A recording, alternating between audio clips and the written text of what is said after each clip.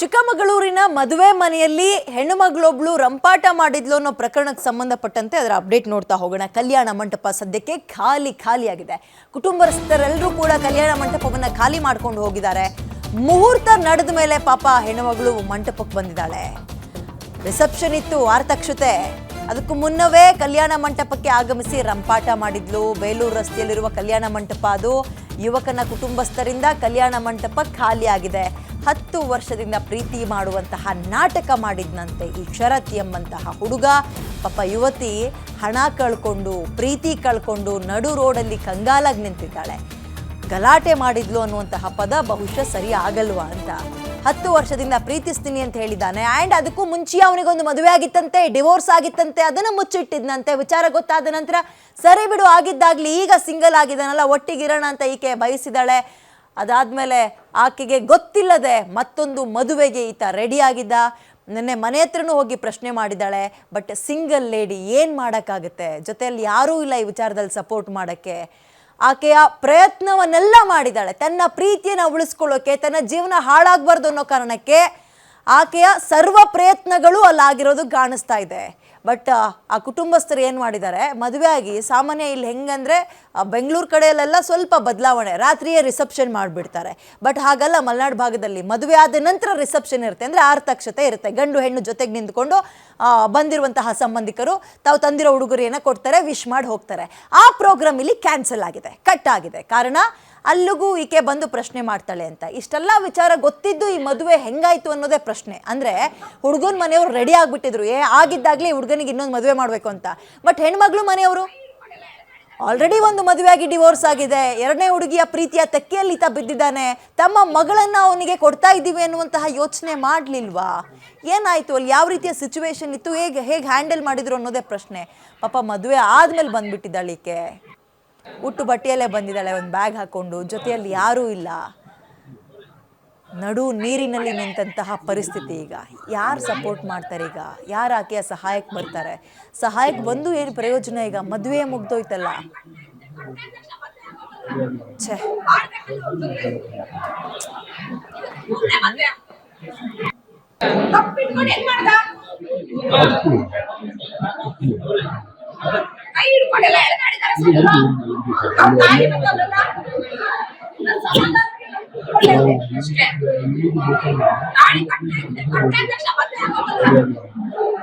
Sir ಅಂದ್ರೆ 10 ವರ್ಷದಿಂದ ಪರಿಚಯ ಇರುತ್ತೆ, ಪ್ರೀತಿ ಇರುತ್ತೆ, ನೆಕ್ಸ್ಟ್ ಮದ್ವೆ ಅಂತ ಹೇಳಿ ಎಲ್ಲ ಆಶ್ವಾಸನೆ ಕೊಟ್ಟು ಮದ್ವೆ ಆಗ್ಬೇಕಾಗಿರುತ್ತೆ ನನ್ ಜೊತೆ. ಬಟ್ ಇವ್ರ ಏನ್ ಮಾಡ್ತಾರೆ, ಇದಕ್ ಮುಂಚೆನೆ ನನ್ ಪರಿಚಯ ಆಗಿಂತ ಮುಂಚೆನೆ ಒಂದ್ ಮದ್ವೆ ಆಗಿ ಡೈವರ್ಸ್ ಆಗಿರೋ ವಿಷಯ ಕೊನೆಗ್ ಗೊತ್ತಾಗುತ್ತೆ ನನಗೆ.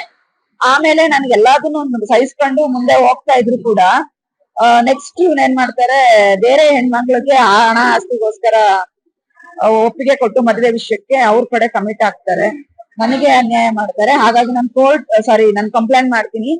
ಆಲ್ದೂರ್ ಪೊಲೀಸ್ ಸ್ಟೇಷನ್ ಅಲ್ಲಿ FIR ಆಗಿದೆ, ಅಟ್ರಾಸಿಟಿ ಕೇಸ್ ಆಗಿದೆ, ಜೊತೆಗೆ 4-5 ಕೇಸ್ ಆಗಿದೆ ಇವನ್ ಮೇಲೆ, ಸೆಕ್ಷನ್ಸ್ ಎಲ್ಲ.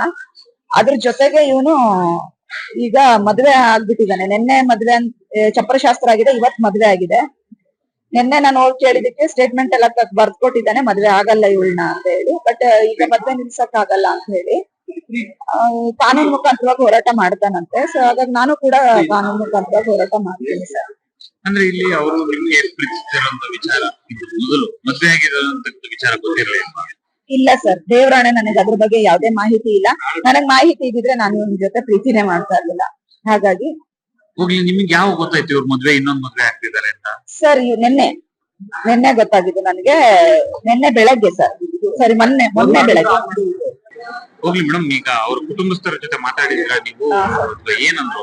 ಅವ್ರಿಗೆ ಒಪ್ಪು ಇಲ್ಲ ಸರ್, ನಮ್ಮ ಮದ್ವೆ ಆಗಲ್ಲ. ಅವರು ಅಟ್ರಾಸಿಟಿ ಕೇಸ್ ನಡೀತಾ ಇದೆ, ಜಾತಿ ಅವ್ರ ಅಪ್ಪರ್ ಕ್ಲಾಸಿಗೆ ಸೇರ್ತಾರೆ. ಹಾಗಾಗಿ ವಿರೋಧ ಇದೆ ಸರ್, ಜಾತಿ ವಿರೋಧ ಇದೆ, ಮದ್ವೆ ಆಗಲ್ಲ ಅಂತ. ನನಗೆ ಕಾನೂನು ಹೋಗ್ತೀನಿ, ಕಾನೂನು ಮುಖಾಂತರವಾಗಿ ಹೋರಾಟ ಮಾಡ್ತೀನಿ. ಸೊ ಈಗ ಬಂದಂತ ಸಂದರ್ಭದಲ್ಲಿ ಅವ್ರ ಮನೆಯವ್ರು ಏನ್ ಪ್ರತಿಕ್ರಿಯೆ ಕೊಟ್ರು? ನೀವು ಹುಡುಗನ್ ಜೊತೆ ಮಾತಾಡಿದ್ರ? ನಿನ್ನೆ ಮಾತಾಡಿದ್ದೀನಿ ಸರ್, ಹುಡುಗನ್ ಜೊತೆ. ನಾನು ಮಾತಾಡಿದಕ್ಕೆ ನಾನ್ ಮದ್ವೆ ಆಗಕ್ಕಾಗಲ್ಲ, ಬಟ್ ಸಹಾಯ ಮಾಡ್ತೀನಿ ನಿನಗೆ ಅಂತೆಲ್ಲ ಹೇಳ್ತಾರೆ. ಬಟ್ ನಾನು ಅದಕ್ಕೆ ಒಪ್ಪಲ್ಲ, ಹಣ ಎಲ್ಲ ತಗೊಳಲ್ಲ ಸರ್, ನಾನೇನು ತಗೊಳಲ್ಲ. ಅಂದ್ರೆ ಏನ್ ಸಹಾಯ ಮಾಡ್ತೀನಿ ಅಂತ? ಅಂದ್ರೆ ಅವರು ನಿನ್ ಮುಂದಿನ ಲೈಫ್ ಇದೆ, ಎಜುಕೇಟೆಡ್ ಲೈಫ್ ಇದೆ, ನಿನ್ ದುಡಿಬಹುದು, ಚೆನ್ನಾಗಿರ್ಬೋದು, ನಿನ್ನ ಬೇರೆಯವ್ರನ್ನ ಮದ್ವೆ ಆಗೋ ಅಂತ ಹೇಳ್ತಾರೆ. ಅಷ್ಟೇ.